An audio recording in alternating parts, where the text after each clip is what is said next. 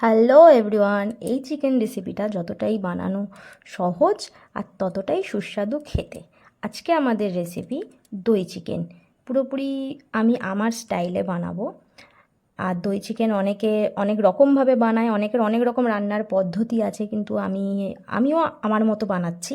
তোমরা দেখো আমি রেসিপিটা কীরমভাবে বানাই আর কত সহজভাবে বানাই। তো আমি নিয়ে নিয়েছি 500 গ্রাম চিকেন। চিকেনের মধ্যে আমার লেবুটা মাখানোই ছিল। নিয়ে নিলাম টক দই বেশি করে, নুন আর চিনি। চিনি কিন্তু অবশ্যই দিতে হবে যাতে টক দইটা ব্যালেন্স হয়। আর এখানে আমি নিয়ে নিয়েছি রসুন, আদা, গোটা গরম মশলা, গোটা ধনে, গোটা জিরে, কাঁচা লঙ্কা, শুকনো লঙ্কা আর গোটা গোলমরিচ, যেহেতু ঝালটা গোলমরিচের ওপরেই হবে। আর কিছুটা পেঁয়াজ, মানে কিছুটা বলতে ভালোই পেঁয়াজটা ওই মশলাটার সাথে পেস্ট করে নিচ্ছি একেবারে। পেঁয়াজটা পুরোপুরি পেস্ট হবে। তেল নিয়ে নিয়েছি, সর্ষের তেলটা ভালো করে গরম হয়ে গেছে। তো আমি এর মধ্যে যে ঝালটা ইউজ করব সেটা হচ্ছে গোলমরিচ। আর যেটুখানি কাঁচা লঙ্কা আর শুকনো লঙ্কা দিয়েছি ওটুখানি ঝাল হবে, কিন্তু কালার আসবে না। আর তেল গরম হয়ে গেছে, আমি দিয়ে দিলাম শুকনো লঙ্কা, গোটা গরম মশলা ফোড়ন, আর দিয়ে দিয়েছি তেজপাতা। থাকলে তোমরা দেবে, আমার কাছে ছিল না তখন আমি দিতে পারিনি। আর গোটা জিরে, আর এর মধ্যে আছে গোটা গোলমরিচও। ঠিক আছে, যেহেতু লঙ্কা গুঁড়ো ইউজ হচ্ছে না দই চিকেনে, সেহেতু গোলমরিচটা বেশি করে ইউজ হবে, গোলমরিচের ঝালটাই হবে। তো এখানে আমি গরম মশলা সবসময় থেতো করে দিই। থেতো করে দিলে তেলটার মধ্যে একটা সুন্দর গন্ধ ছাড়ে।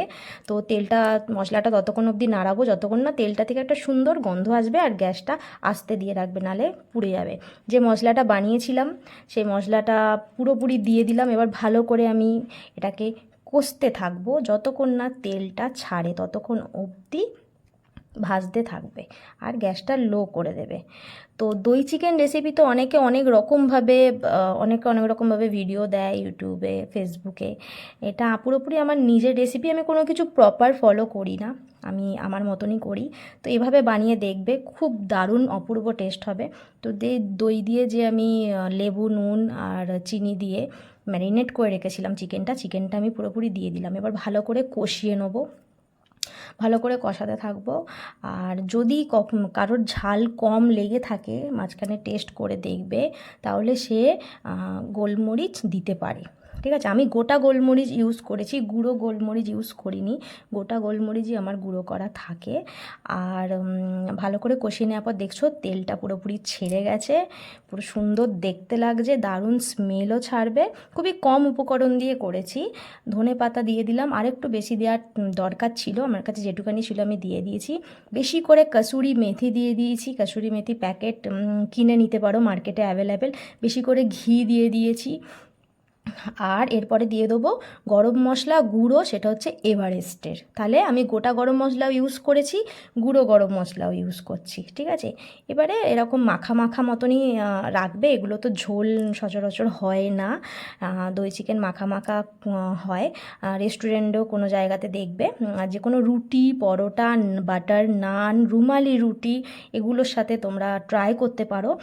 রেসিপিটার মধ্যে দেখেছো খুব কম ইনগ্রিডিয়েন্টস দিয়ে আমি বানানোর চেষ্টা করেছি, খুবই টেস্টফুল হয়। এই দেখো রেডি হয়ে গেছে আমার দই চিকেন। দেখতে পাচ্ছ কত সুন্দর টেস্টি দেখতে হয়েছে, খেতেও দারুণ হয়েছিল। দই চিকেনটা খানিকটা চিকেন রেজালার মতো দেখতে লাগে, কিন্তু রেজালার ইনগ্রিডিয়েন্টস আরও অন্য কিছু।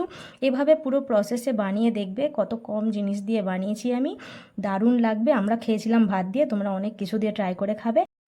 ভালো লাগলে অবশ্যই চ্যানেলটা সাবস্ক্রাইব করে দেবে, লাইক, কমেন্ট আর শেয়ার করে দেবে। Thank you.